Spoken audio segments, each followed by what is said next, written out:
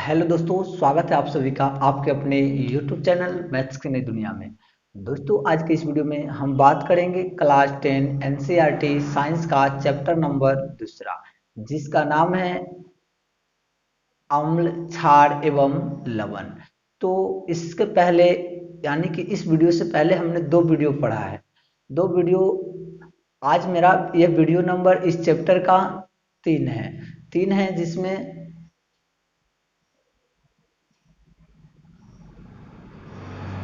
हम ये पढ़ेंगे कि अम्ल के साथ धात्विक ऑक्साइड की अभिक्रिया और क्षारक के साथ अधात्विक ऑक्साइड की अभिक्रिया क्या होती है। तो इसके पहले के वीडियो को भी आपको देखना जरूरी है, क्योंकि वहां से हम सिर्फ अम्ल के बारे में बताते आ रहे हैं। इसलिए आपको मैं इतना बता रहा हूँ ताकि कोई भी क्वेश्चन आए तो आपको छूटना नहीं चाहिए। पढ़ने का मतलब ये होना चाहिए, ये नहीं कि कोई भी क्वेश्चन पूछे तो हम रट के लिख देंगे, वैसा नहीं होना चाहिए। आप अगर समझे हुए रहिएगा तो किसी भी क्वेश्चन को आसान तरीके से आप डील कर सकते हैं, आप अपनी भाषा में लिख सकते हैं। तो बाकी के वीडियो देखने के लिए आप नीचे जो लिंक दिया गया है डिस्क्रिप्शन में, पूरा मैंने प्ले लिस्ट एक एक करके बना दिया है कि 10th क्लास का फार्मूला का, मैथ का ये वीडियो, चैप्टर नंबर 1 का, चैप्टर नंबर 2 का, और 10th क्लास का जो भी ऑब्जेक्टिव क्वेश्चन मैंने कराया है उसका लिंक सारे का नीचे दिया गया है। तो हम लोग आज क्या पढ़ेंगे, अम्ल के साथ धात्विक ऑक्साइड की अभिक्रिया। तो देखिए, धात्विक ऑक्साइड का मतलब क्या हुआ, धातु के साथ ऑक्सीजन का जुट जाना। धातु के साथ ऑक्सीजन जुट जाता है तो उसको कहते हैं धात्विक ऑक्साइड। तो देखिए, ये कॉपर एक धातु है। कॉपर माने तांबा, यो ना पता है। और ये क्या हो गया, ऑक्सीजन। तो धातु के साथ ऑक्सीजन लग गया मतलब धात्विक ऑक्साइड। अच्छा, मतलब आपको याद आएगा, अगर पिछला वीडियो देखे होइएगा कि सर जी हाइड्रोजन के बदले अगर बगल में कार्बोनेट लग जाता था तो हाइड्रोजन कार्बोनेट। तो सेम बात होता है, धातु के साथ ऑक्सीजन ऑक्सीजन लग गया तो धात्विक ऑक्साइड। ये हो गया अम्ल। अम्ल क्या है, इसका नाम है HCl, यानी कि हाइड्रोक्लोरिक एसिड है। फर्स्ट वीडियो में तो अम्ल के बारे में इतना चीज हम बता दिया आपको कि आप भूलिएगा नहीं, और इतना मस्ती में बताया गया है। तो देखिए, जब ये दोनों रिएक्शन करता है तो क्या बनता है, एक लवण बनता है, एक जल बनता है। तो यहाँ पे जो लवण बनेगा ये बनेगा CuCl2। CuCl2 प्लस जो जल बनेगा H2O बनेगा। ठीक है। तो देखिए, अभी जो समीकरण है वो संतुलित नहीं है। अगर हम यहाँ पे दो दे देंगे तो दो गो हाइड्रोजन, दो गो हाइड्रोजन, दो गो क्लोरीन, दो गो क्लोरीन, ये हो गया आपका समीकरण संतुलित। और ये भी हो गया कि ये लवण बन गया, ये जल बन गया। आपके दिमाग में आ रहा होगा कि ये CuCl2 कैसे लिखते हैं। तो देखिए, इसके जो चार्ज होता है ना, +2 चार्ज होता है, इसका -2, ये कट के यहाँ पे क्या होता है, सिर्फ CuO बना हुआ होता है। तीसरा चैप्टर में जहां तक होगा मैं कोशिश करूंगा फिर से आपको फॉर्मूला बता देने का, क्योंकि तीसरा चैप्टर में तो इतना सारा पढ़ना है आपको। तो ये हो गया, ठीक है। अब ये जब Cu किसके साथ, Cl के साथ रिएक्शन करता है, इसका एक माइनस, सॉरी, इसका मतलब +1 या -1, इसका माइनस ही रहता है। तो ये वाला दो के साथ करता है ना, तो इसका जो होता है चार्ज, ये इसके पैर पे चला जाता है, तो इसके पैर पे आ गया। अब बात आता है H का। तो इसका वाला जो होता है वो H के पैर पे चला जाएगा, ऑक्सीजन क्या होगा, हाइड्रोजन वाला आएगा तो अकेला, तो H2O। तो आपको याद रखना है, धात्विक ऑक्साइड के साथ अगर अम्ल की अभिक्रिया होती है तो लवण और जल बनता है। इंग्लिश में इसको आप देख सकते हैं, metal oxide plus acid, then क्या बनेगा, हमें सॉल्ट प्लस वाटर बनेगा। नेक्स्ट चलिए देखते हैं। नेक्स्ट हमारा है कि क्षारक के साथ अधात्विक ऑक्साइड। ध्यान दीजिएगा और एक बार और थोड़ा सा और सुन लीजिए। ये जो धात्विक ऑक्साइड होता है ना, ये जो धातु का ऑक्साइड है, इसकी जो प्रकृति होती है वो आपका क्षारीय हो जाएगा। क्षारीय प्रकृति होता है। कोई भी धातु का ऑक्साइड क्या होता है, आपको क्षारीय प्रकृति का हो जाएगा। ठीक है। तो अगर आपसे पूछ देगा कि CuO की प्रकृति कैसी है, ऑब्जेक्टिव क्वेश्चन ये पूछता था, एक बार ये भी पूछा हुआ है। तो CuO, तो Cu मतलब कॉपर। कॉपर क्या है, तो कॉपर एक धातु है, और धातु के साथ ऑक्सीजन मतलब धात्विक ऑक्साइड। तो जो धातु का ऑक्साइड होता है वो क्षारीय प्रकृति का होता है, इतना ध्यान रखिएगा। अब देखिए यहाँ क्या है, अधात्विक ऑक्साइड। अधात्विक का मतलब क्या हुआ, धातु नहीं होना चाहिए, अधातु होना चाहिए, तो वही ना बात है। तो देखिए, क्षारक प्लस अधातु के अगर ऑक्साइड भी रिएक्शन करता है तो बनता तो सेम ही है, लवण और जले बनता है। क्षारक अगर अधात्विक ऑक्साइड के साथ रिएक्शन करता है तो बनता लवण और जले है। तो देखिए अब हम बात करते हैं, कोई क्षारक एक ले लेते हैं, जैसे कि हम ये क्षारक ले लेते हैं CuO तो नहीं होगा ना। नेक्स्ट दूसरा ले सकते हैं, जैसे एक क्षारक हम ये अगर ले लेंगे तो क्या होगा, दिखाई दे रहा है, हाँ, प्लस अगर हम लोग क्या करेंगे, अधात्विक ऑक्साइड की इसमें बात किया है, तो अधात्विक ऑक्साइड का मतलब ये।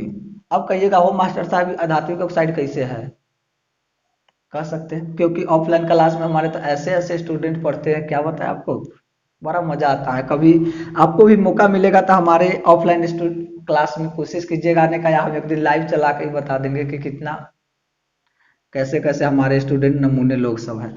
देखिए ये सी है, कार्बन, कार्बन क्या है, एक प्रकार का धातु है, और ये जो है ऑक्सीजन है, मतलब हो सर जी ये अधातु का ऑक्साइड है, हाँ हाँ होगा अधातु का ऑक्साइड है। तो अधातु का ऑक्साइड, यहाँ देखिए धातु का ऑक्साइड था तो क्षारीय प्रकृति, और ये जो अधातु का ऑक्साइड होता है ये कौन सा प्रकृति है, अम्लीय। मतलब ये अम्ल, इसकी जो प्रकृति होगी, नेचर जो होगा, बिहेव होगा, मतलब इसका जो आदत होगा वो कैसा होगा, अम्ल जैसा होगा। क्यों, क्योंकि अधातु के जो भी ऑक्साइड होता है उसका प्रकृति यही होता है। अब ये जो आपको एक रिजल्ट बन के देता है, आपको दे देगा ये CaCO3 और H2O। देखिए CaCO3 प्लस H2O।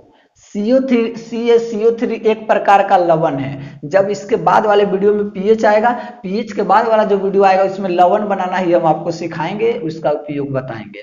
तो CaCO3 कैल्शियम कार्बोनेट। अब कहिएगा कैसे कैल्शियम कार्बोनेट है, यो आपको बताए थे ना कल कि CO3 लगा है तो कार्बोनेट, और पहले धातु लगा है तो मतलब धातु का नाम ले लीजिए, वहां एक जगह हाइड्रोजन आया था तो हाइड्रोजन कार्बोनेट, एक जगह धातु कार्बोनेट भी आया था तो धातु के साथ कार्बोनेट, धातु कार्बोनेट, कैल्शियम कार्बोनेट। आई इसको तो हम लोग को बहुत पता है, नहीं पता है, जब ये नहीं पता तो फिर पता होना चाहिए, जल है।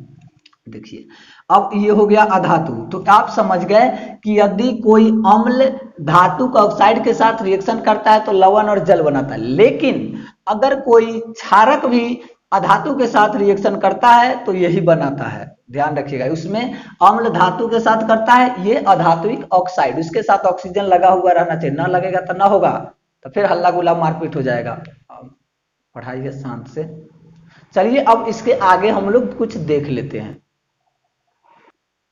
और हाँ, यहाँ जो आपका कॉपर क्लोराइड बना है ना, इसके बनने से विलयन का रंग क्या होता है, नीला हो जाता है। कॉपर क्लोराइड जो बनता है इसी के बनने से विलयन का रंग नीला भी हो जाता है। अब इसके आगे हम लोग देख लेते हैं। अब हम लोग आगे देखते हैं कि जलीय विलयन में अम्ल तथा क्षारक क्या होता है। मतलब जल का बना हुआ विलयन है, उसमें अम्ल को रखेंगे तो क्या होगा, या क्षारक को रखेंगे तो क्या प्रभाव पड़ेगा। इसके बाद आपको अम्ल क्षारक के बारे में अब कुछ नहीं पढ़ना है, सिर्फ एक बच जाएगा कि हाइड्रोजन का परीक्षण कैसे करते हैं, और एक हो जाएगा आपका CO2 का परीक्षण कैसे करते हैं। तो देखिए कोई जलीय विलयन है, एक्वस जिसको AQ से दिखाते हैं आप, मतलब जल का बना हुआ विलयन को जलीय विलयन कहते हैं, ये आपको मैंने पहले चैप्टर में पढ़ाया है। तो उसमें अम्ल रखेंगे तो क्या होगा, क्षारक रखेंगे तब क्या प्रभाव पड़ता है। तो देखिए पहला अम्ल की बात करता हूं, तो जल की उपस्थिति में H प्लस आयन उत्पन्न करता है। अम्ल को अगर पानी में रखिएगा ना तो ओ में से निकलेगा H प्लस ऐसे ऐसे निकलेगा H प्लस। उसके बाद जो H प्लस आयन निकलेगा जल में से, वो जो होगा H3O प्लस के फॉर्म में होगा। H3O प्लस के क्या होगा, फॉर्म में रहता है। अब देखिए कैसे, तो ये तो आपको बता दिया H प्लस जो आयन होता है जल में मिल करके H3O प्लस बनता है। लेकिन एग्जाम्पल दीजिएगा तभी ना बच्चा से समझता है एग्जाम्पल ना दीजिएगा तो मास्टर पढ़ाता है ना, ये मास्टर ठीक नहीं, एग्जाम्पल भी देते हैं आप, तेका हड़बड़ाइए नहीं। देखिए ये HCl है और एक प्रकार का अम्ल है। अब ये में कोनो शक नहीं होना चाहिए कि अम्ल नहीं है, पूरा अम्ल का चैप्टर हम खत्म करा रहे हैं, आपको यही प्रॉब्लम है कि अम्ल नहीं है। और H2O यानी कि अम्ल जब जल के साथ मिलता है तो H3O प्लस आयन के रूप में क्या निकलता है, ये बनता है। ठीक है, H प्लस आयन जो है H3O प्लस आयन के रूप में निकलता है, और एक Cl का Cl बच गया।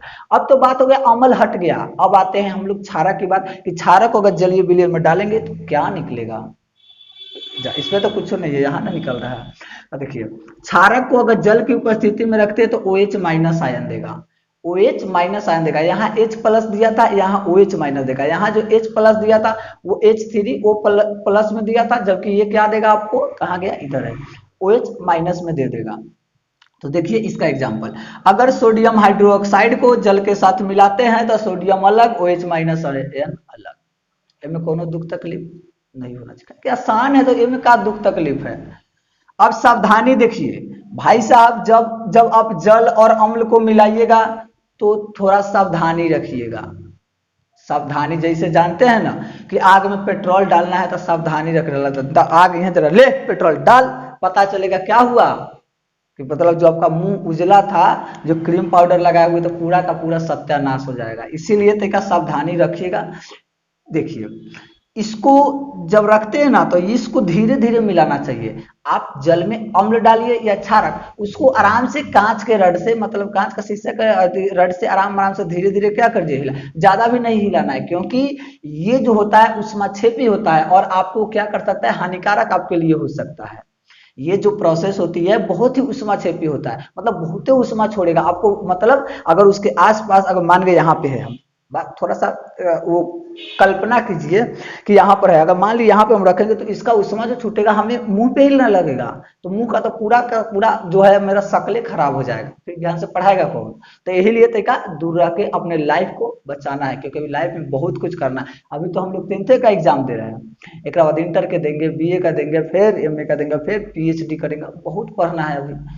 तो इसीलिए सावधानी, जल को अम्ल या क्षारक के साथ मिलाते समय ये सारे सावधानी क्या होना चाहिए, रखना चाहिए। जल को धीरे धीरे मिलाना चाहिए और यह प्रक्रिया बहुत ही उष्माक्षेपी होती है। तो इसमें कुल मिला के बात हुआ, हमने जलीय मतलब अम्ल और क्षारक के बारे में बिल्कुल पूरा पढ़ लिया, बिल्कुल पूरा बोले कब रिएक्शन करेगा, क्यों करेगा, कैसे करेगा, क्या निकालेगा, कब जलीय विलयन में भी पढ़ लिया। तो अब मैं इसको कलम को बंद करता हूं, फिर मैं आपसे मिलूंगा।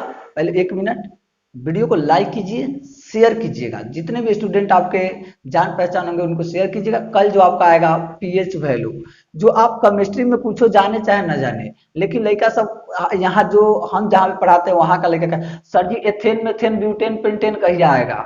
उसके बाद एगो ये कहेगा कि हाँ एगो पीएच मान भी है 10वां क्लास में, हाँ ये दो जरूर याद रहेगा कि एगो जो वो जो है एल्केन एल्किन और ई पीएच मान, ये हो गया आपको केमिस्ट्री में, तो भी आएगा, धीरे धीरे सब आता है। तो फिर मैं आपसे मिलूंगा नेक्स्ट वीडियो में। आई होप कि आपको बहुत ही अच्छा लगा होगा। तब तक के लिए आप लोगों का बहुत बहुत धन्यवाद।